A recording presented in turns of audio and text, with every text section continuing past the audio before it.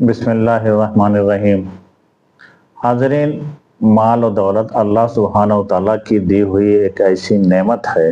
جس کی انسان کو ہمیشہ قدر کرنی چاہیے،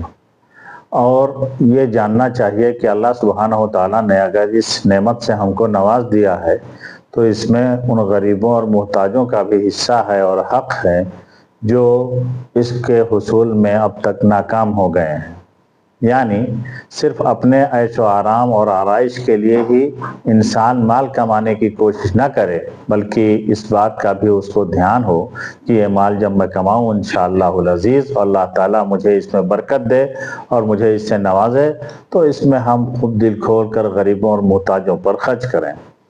مال کی اسلام نے بہت زیادہ ستائش بھی آئی ہے، لیکن اس مال کی نہیں آئی ہے جس کے کمانے کے بعد انسان کے اندر فخر و غرور اور گھمنڈ آ جاتا ہے، یا انسان بجائے حلال کے حرام چیزوں میں داخل ہو جاتا ہے۔ ہاں، اگر مال کو صحیح چیزوں میں استعمال کیا جائے، اس کو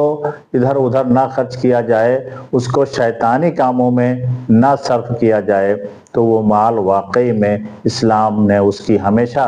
اس کی طرف ترغیب دی ہے اور چاہتا ہے کہ ایک مسلمان ہمیشہ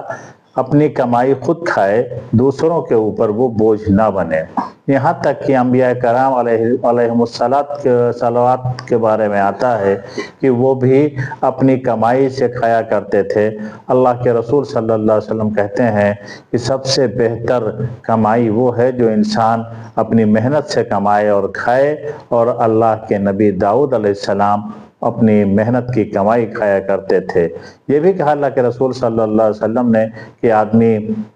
کلہاڑی لے لے اور اپنی پیٹھ پر لکڑیاں لا کر کے بازار میں بیچے تو اس کے لیے بہتر ہے اس سے کہ وہ جائے لوگوں سے مانگتا پھرے، کچھ لوگ اسے نوازیں اور کچھ لوگ اسے بھگا دیں۔ تو اسلام نے ہمیشہ مال کی بڑی ہی زیادہ عزت افزائی کی ہے، لیکن وہ مال جو واقعی میں انسان کو اللہ سبحانہ و تعالیٰ کی بندگی کی طرف لائے، اگر ہٹ دھرمی کی طرف لائے اور فخر و غرور اس کے اندر پیدا ہو جائے، گھمنڈ کا شائبہ ہو جائے مال کی وجہ سے، تو وہ مال اسلام میں مذموم ہے، محمود نہیں ہے۔